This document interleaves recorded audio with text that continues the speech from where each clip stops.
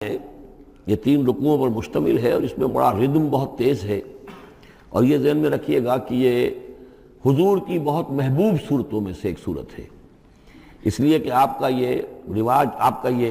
معمول تھا کہ آپ جمعے کے روز صبح فجر کی پہلی رکعت میں اس سورہ سجدہ کی تلاوت فرمایا کرتے تھے۔ تو جن صورتوں کے ساتھ حضور کو خاص طور پر کوئی تعلق خاطر تھا اضافی طور پر، تو اس کا ہمیں اسی سے اندازہ ہوتا ہے کہ نمازوں میں آپ جو زیادہ پڑھتے تھے، تو فجر کی نماز جمعے کے دن اس میں بالعموم آپ کا یہ معمول تھا کہ یہ سورہ سجدہ جو ہے پوری 3 رکوع پوری جو ہے وہ پہلی رکعت میں پڑھتے تھے، اور دوسری رکعت کے اندر سورۃ الدہر، یا پھر یہ کہ کبھی کبھی ایسا ہوتا تھا کہ پہلی صورت میں سورہ جمعہ اور دوسری میں سورہ منافقون، وہ 2 رکوعوں کی صورتیں ہیں، لیکن یہ جو ہے یہ صورت خاصی طویل ہے۔ الف لام میم تنزیل الکتاب لا ریب فیہ من رب العالمین، اس کتاب کا اتارا جانا ہے کہ جس میں کوئی شک نہیں، کوئی فریب نہیں، رب العالمین کی طرف سے ہے۔ ام یقولون افتراہ، کیا یہ کہتے ہیں کہ یہ محمد نے خود گھڑ لی ہے صلی اللہ علیہ وسلم، خود لکھ لی ہے؟ بل هو الحق من ربک، نہیں، یہ الحق ہے تیرے رب کی طرف سے۔ لتنذر قوما ما اتاہم من نذیر، تاکہ خبردار کر دیں آپ اے نبی اس قوم کو کہ جس کے پاس کوئی نبی پہلے نہیں آیا، کوئی خبردار کرنے والا نہیں آیا۔ حضرت اسماعیل سے لے کر اور حضرت محمد تک بڑے طویل عرصے تک کوئی نبی اس نسل میں نہیں آیا، اس قوم میں نہیں آیا۔ لعلہم یہتدون، آپ خبردار کریں انہیں شاید تاکہ وہ ہدایت پائیں، شاید کہ وہ ہدایت پائیں، تاکہ وہ ہدایت پائیں۔ اللہ الذی خلق السماوات والارض وما بینہما فی 6 ایام، اللہ وہ ہے کہ جس نے پیدا کیا آسمانوں کو اور زمین کو اور جو کچھ ان دونوں کے مابین ہے 6 دنوں میں۔ ثم استوى علی العرش، پھر وہ متمکن ہو گیا تخت حکومت پر، تخت پر۔ ما لکم من دونہ من ولی، نہیں ہے تمہارے لیے اس کے مقابلے میں من ولی ولا شفیع، یہاں دون کا لفظ جو ہے مقابلے میں، اس کے خلاف، یعنی جب کہ وہ پکڑے تمہیں سزا دینا چاہے تو اس کے اس فیصلے کے کوئی آڑے نہیں آ سکتا، نہ کوئی ولی اور نہ کوئی شفیع۔ افلا تتذکرون، تو کیا تم تذکر نہیں کرتے، سمجھتے نہیں ہو، عقل سے کام نہیں لیتے؟ یدبر الامر من السماء الى الارض، وہ تدبیر کرتا ہے امر کی آسمان سے زمین کی طرف۔ ظاہر بات ہے کہ اللہ تعالیٰ کے جو فیصلے ہوتے ہیں، اور اس میں ایک تو ہے 1000 سال کا ایک نقشہ ہے جو اللہ بناتا ہے، پلاننگ ہے، جو اللہ کا ایک دن ہے، لیکن یہ کہ ہمارے حساب سے جو 1 سال ہے، اس کے لیے بھی جو لیلۃ القدر آتی ہے، وہ در حقیقت وہ اس سال کا بجٹ سیشن ہے کہ اس 1000 سال میں سے اس سال کے اندر کیا کیا ہونا ہے۔ تو اس طریقے سے اللہ تعالیٰ کا جو عالمی حکومت کا نظام ہے، اس میں اس طریقے کی پلاننگ ہے۔ یدبر الامر من السماء الی الارض، وہ تدبیر کرتا ہے اپنے امر کی آسمان سے زمین کی طرف، فرشتے اترتے ہیں احکام کو لے کر کہ اب یہ کام یہاں پر ہونے ہیں، یہ امپلیمنٹیشن ہونی ہے۔ ثم یعرج الیہ، پھر وہ چڑھتا ہے اس کی جانب، جب یہ کام ہو گئے تو رپورٹیں جو ہیں وہ اللہ تعالیٰ کی جناب میں پھر پیش ہونے کے لیے جا رہی ہیں۔ فی یوم، اور یہ سارا معاملہ ہے ایک دن میں، مقدارہ 1000 سنۃ مما تعدون، جس کی مقدار ہے تمہارے حساب سے جو تم گنتی کرتے ہو تو 1000 برس۔ اب یہ سورہ حج میں بھی یہ آیت آ چکی ہے، ان یوما عند ربک کالف سنۃ مما تعدون،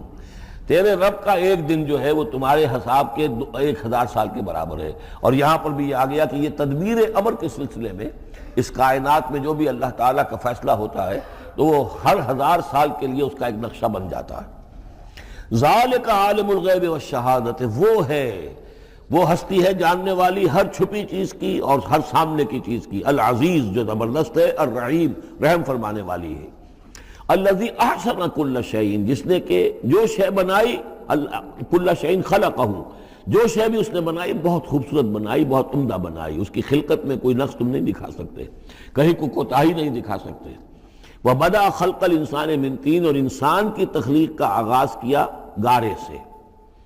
یہ تخلیق کا آغاز تو گارے سے ہوا، یا تو یہ کہ وہ آدم کی تخلیق جو ہے وہ جو جن مراحل سے ہو کر گزری ہے تو ہم کئی دفعہ دیکھ چکے ہیں، یا جیسے کہ میں نے سورہ مومنون کے شروع میں عرض کیا کہ خود ہر انسان کی بھی جو تخلیق ہو رہی ہے اس کا بھی اصل تو جو ہے کہ باپ کے جسم میں جو نطفہ بن رہا ہے تو وہ بھی تو ظاہر بات ہے کہ زمینی جو غذا ہیں اور وہ مٹی ہی کی کشید جو ہے وہی چیزیں ہیں کہ جس کے ذریعے سے وہ اس کا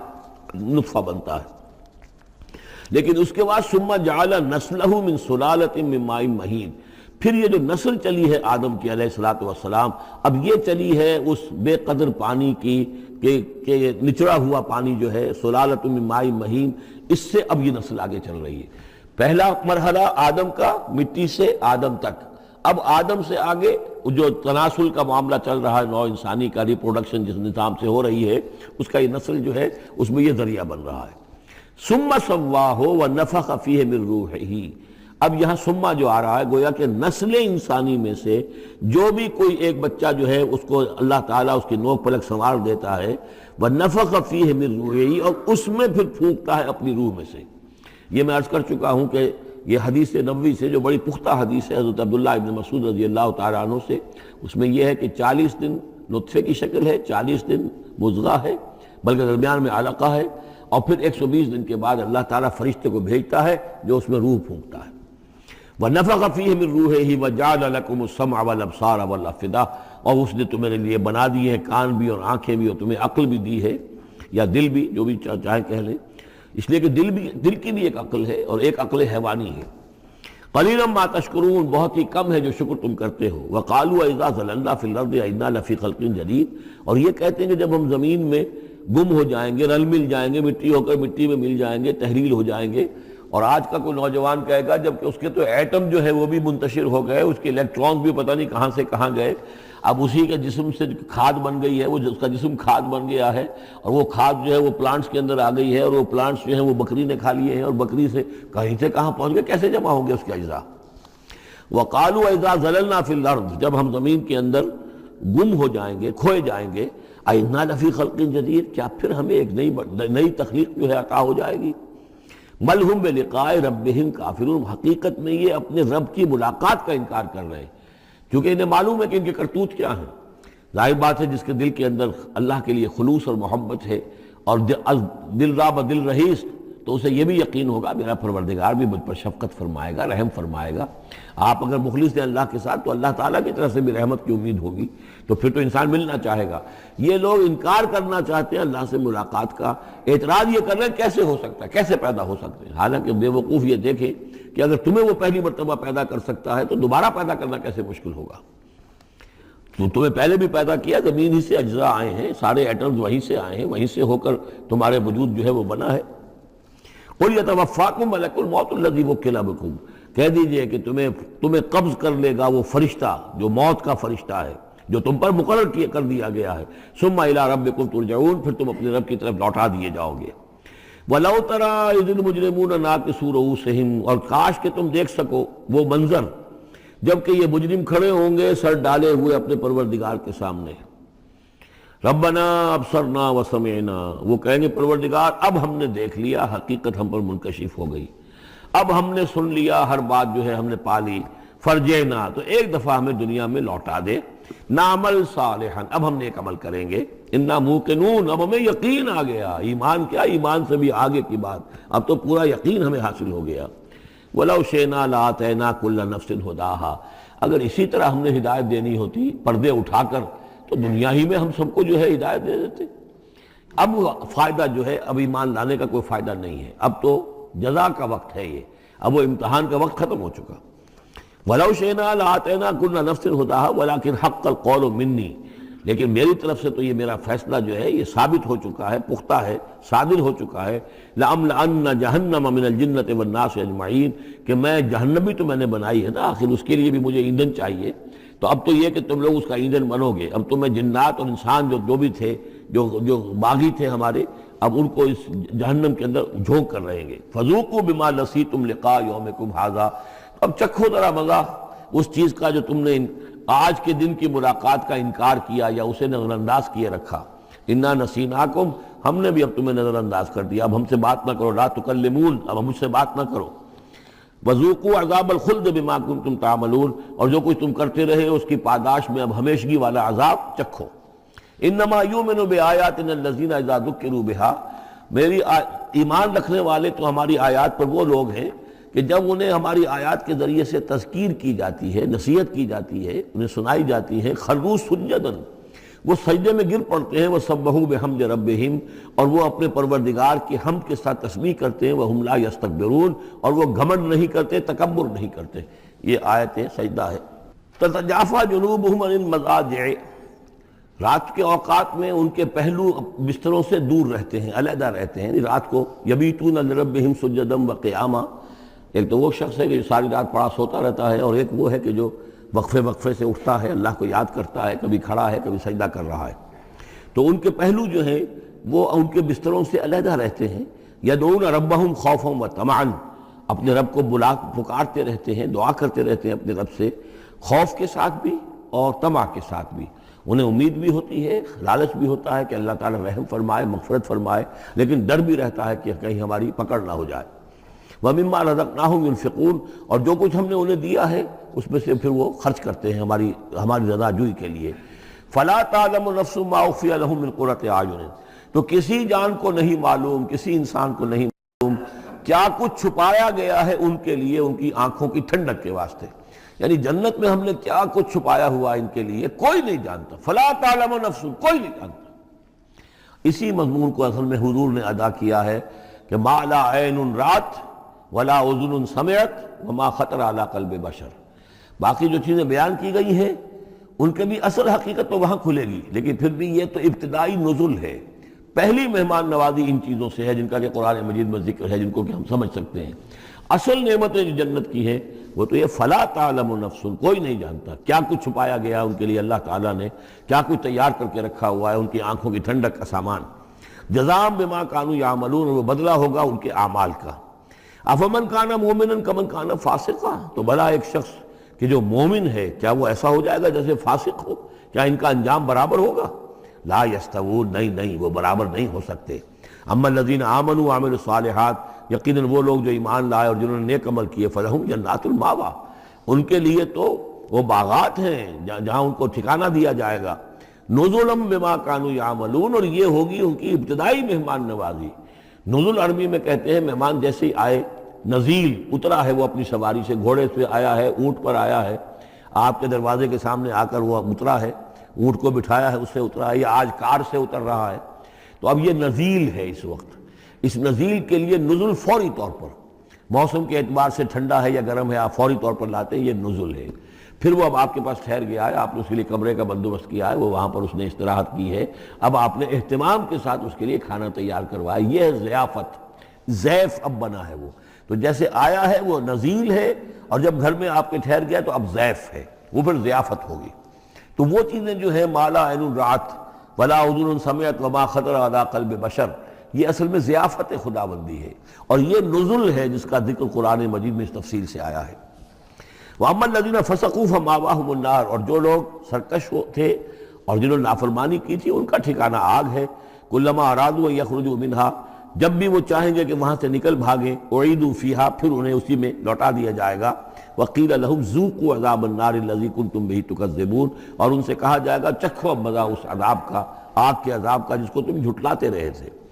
وَلَنُذِيقَنَّهُم مِّنَ الْعَذَابِ الْأَدْنَىٰ دُونَ الْعَذَابِ الْأَكْبَرِ لَعَلَّهُمْ يَرْجِعُونَ۔ یہ ہے آیت نمبر 21 اس سورہ مبارکہ کی، اور آیت نمبر 41 تھی سورہ الروم کی۔ ظہر الفساد فی البر والبحر بما کسبت ایدی الناس لیذیقہم بعض الذی عملوا لعلہم یرجعون،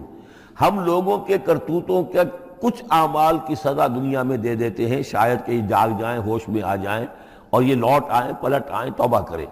یہاں فرمایا ہم لازماً انہیں چکھائیں گے مزہ چھوٹے عذاب کا، ادنا، عذاب الادنا، دون العذاب الاکبر، اس بڑے عذاب سے پہلے پہلے، لعلہم یرجعون، شاید کہ یہ جاگ جائیں، شاید کہ ہوش میں آ جائیں، شاید کہ لوٹ جائیں، شاید کہ توبہ کریں۔ یہ بات جو ہے آ چکی ہے کہ رسول جب بھی بھیجے جاتے تھے تو اللہ تعالیٰ کی طرف سے اس قسم کی تنبیہات کا سلسلہ آتا تھا تاکہ لوگ بیدار رہیں۔ وَمَنْ أَظْلَمُ مِمَّنْ ذُكِّرَ بِآيَاتِ رَبِّهِ ثُمَّ أَعْرَضَ عَنْهَا، اس سے بڑھ کر ظالم کون ہوگا جس کو نصیحت کی گئی اب اس کے رب کی آیات کے حوالے سے پھر بھی اس نے اعراض کیا۔ یعنی ایک تو نصیحت کوئی کر رہا ہے، وہ اپنا جو فلسفہ بھگار رہا ہے یا کوئی اپنی عقل لڑا رہا ہے، اپنی منطق لڑا رہا ہے، ایک یہ کہ اللہ کی آیات کے ذریعے سے تذکیر کر رہا ہے، پھر بھی اس سے اعراض کرے۔ ثم اعرض عنہا انا من المجرمین منتقمون، ایسے مجرموں سے تو ہم انتقام لے کر رہیں گے۔ وَلَقَدْ آتَيْنَا مُوسَى الْكِتَابَ فَلَا تَكُنْ فِي مِرْيَةٍ مِّن لِقَائِهِ، اور ہم نے موسیٰ کو کتاب دی تھی اور یہ جملہ معترضہ بیچ میں آیا ہے کہ اے نبی آپ بالکل شک میں نہ رہیے اس کی ملنے سے یا اس کی ملاقات کے۔ اس کا ایک ترجمہ یہ کیا گیا ہے کہ شب معراج میں حضرت موسیٰ سے بھی حضور کی ملاقات ہوئی تھی، تو اس کی طرف اشارہ ہے کہ آپ کی جو ملاقات ہوئی تھی وہ موسیٰ ہی سے ہوئی تھی، اس میں کوئی شک نہ کیجیے۔ لیکن زیادہ جو قرین قیاس ہے اور جو سیاق و سباق کے ساتھ مناسبت رکھتا ہے وہ یہ ہے، تو اے نبی آپ بالکل کوئی شک نہ رکھیں اس بات میں کہ جو کتاب موسیٰ کو دی گئی تھی وہ واقعتاً اللہ کی طرف سے تھی، کتاب کا ملنا اللہ کی طرف سے تھا، اور اس قرآن کا ملنا جو آپ کو ملی ہے یہ بھی اللہ کی طرف سے ہے۔ اور حضور سے خطاب کرتے ہوئے بھی در حقیقت یہاں پر روح سخن جو ہے وہ لوگوں سے ہے کہ تم کوئی شک نہ کرو کہ تورات اللہ نے ہی دی تھی حضرت موسیٰ کو، اور قرآن اللہ ہی نے دیا ہے محمد کو صلی اللہ علیہ وسلم۔ وَجَعَلْنَاهُ هُدًى لِبَنِي اسرائیل، اور اس کو ہم نے ٹھہرایا تھا، بنا دیا تھا ہدایت، رہنمائی بنی اسرائیل کے لیے۔ وَجَعَلْنَا مِنْهُمْ أَئِمَّةً يَهْدُونَ بِأَمْرِنَا لَمَّا صَبَرُوا، اور ان میں سے پھر ہم نے ایسے امام اٹھائے، پیشوا اٹھائے، رہنما اٹھائے کہ جو لوگوں کو ہمارے حکم سے وہ ہدایت کرتے تھے، رہنمائی کرتے تھے، تورات کی تعلیم کرتے تھے، تورات کو سمجھاتے تھے، نیکی کا حکم دیتے تھے، امر بالمعروف نہی منکر کرتے تھے، لما صبروا۔ لیکن یہ کام وہ کر سکتے تھے جب خود صبر کی روش اختیار کر لیں۔ اگر آدمی اپنی تمام توانائیاں اور قوتیں زیادہ سے زیادہ عیش، زیادہ سے زیادہ دولت جمع کرنے پر کرے گا تو وقت کہاں سے لائے گا ان کاموں کے لیے؟ اور اس کام کے لیے تو ظاہر بات ہے آپ کو بدی پر کسی کو روکنا ہے، ٹوکنا ہے، نہیں منکر کرنا ہے تو کوئی صبر بھی کرنا پڑے گا، کوئی مصیبت بھی آئے گی، کوئی تکلیف بھی آئے گی، کوئی آپ کو ستائے گا بھی، گالیاں دے گا، اور اگر حکومت کے خلاف آپ نے کوئی بات کہی ہے تو حکومت آپ کو سزا دے گی۔ لہذا صبر کے بغیر یہ کام نہیں ہوتے۔ وَجَعَلْنَا مِنْهُمْ أَئِمَّةً يَهْدُونَ بِأَمْرِنَا، اب ہر شخص کے ہم میں سے یہ خواہش پیدا ہونی چاہیے کہ اللہ تعالیٰ ہمیں بھی، اگر بنی اسرائیل میں سے اللہ تعالیٰ نے بہت سے لوگ ایسے اٹھا دیے جن کی یہ تعریف کی جا رہی ہے، جعلنا منہم ائمۃ یہدون بامرنا لما صبروا، اللہ تعالیٰ ہمیں توفیق دے کہ ہم بھی اس امت مسلمہ میں اسی کام کے کرنے والے بن جائیں، تاکہ لوگوں کو خیر کی طرف بلائیں، حق کی طرف دعوت دیں، لیکن اس کے لیے اپنے لیے صبر اختیار کرنا ضروری ہے۔ کم سے کم اپنا جو ہے سٹینڈرڈ آف لیونگ رکھیں، تاکہ یہ کہ ہم اپنا وقت سپیئر کر سکیں، جس کو تبلیغی بھائی کہتے ہیں تفریغ الاوقات، اوقات فارغ نہیں کریں گے اپنے، سارا وقت تو لگا ہوا ہے آپ پیسہ کمانے میں، اس لیے کہ اس کے ایک خاص قسم کا معیار زندگی بنا لیا ہے، اور اس کو مینٹین کرنے کے لیے اب جتنا کچھ آپ کو چاہیے، اب دن رات ایک کریں گے تو آپ اپنے اس معیار زندگی کو مینٹین کر سکتے ہیں۔ گویا کہ اب ہم اس معیار زندگی کو پوج رہے ہیں، ہمارے پاس اب وقت ہی نہیں ہے، صلاحیت کہاں لگائیں، کس وقت میں لگائیں، کیا کام کریں۔ لیکن صبر کی روش ہوگی اور پھر قرآن مجید کے ساتھ وہ تعلق ہوگا تو پھر انشاءاللہ تعالیٰ اللہ تعالیٰ نے انسان میں بڑی صلاحیتیں رکھی ہیں، بڑی قوتیں رکھی ہیں، مسجود ملائک بنایا ہے، اللہ کے کریشن کا کلائمیکس ہے یہ، تو اللہ تعالیٰ کی یوں سمجھیے کہ تخلیق کا نقطۂ عروج ہے، تو اس کے اندر صلاحیتیں ہیں۔ آدمی ارادہ کر لے، ہمت کرے، فیصلہ کر لے تو پھر یہ کہ اللہ تعالیٰ جو ہے اس کے لیے راستے کھول دیتا ہے۔ وَجَعَلْنَا مِنْهُمْ أَئِمَّةً يَهْدُونَ بِأَمْرِنَا لَمَّا صَبَرُوا وَكَانُوا بِآيَاتِنَا يُوقِنُونَ، ایک تو یہ کہ صبر کریں اور ہماری آیات کے اوپر پورا یقین ہو۔ إِنَّ رَبَّكَ هُوَ يَفْصِلُ بَيْنَهُمْ يَوْمَ الْقِيَامَةِ فِيمَا كَانُوا فِيهِ يَخْتَلِفُونَ، یقیناً آپ کا رب فیصلہ کرے گا ان کے مابین قیامت کے دن ان تمام چیزوں میں جن میں یہ اختلاف کر رہے تھے۔ أَوَلَمْ يَهْدِ لَهُمْ كَمَا أَهْلَكْنَا مِنْ قَبْلِهِمْ مِنَ الْقُرُونِ يَمْشُونَ فِي مَسَاكِنِهِمْ، کیا ان کے لیے یہ بات کافی نہیں ہوئی، ان کی رہنمائی کے لیے، ان کو سبق دکھانے کے لیے کہ ان سے پہلے ہم نے کتنی ہی بستیوں کو اور کتنی ہی نسلوں کو جو ہے ہلاک کیا ہے، کہ وہ جو پھرتے تھے اپنی انہی مساکن میں، اپنے شہروں میں، اور ایک مفہوم یہ کہ جن میں اب یہ پھر رہے ہیں، یہ جاتے ہیں اور سمود کی بستیوں کے پاس سے گزرتے ہیں۔ خبر آئی ہے کہ کوئی برطانوی سیاست جو ہے وہ محققین، انہوں نے وہ ڈیڈ سی میں اس کے ساحل کے ساتھ ہی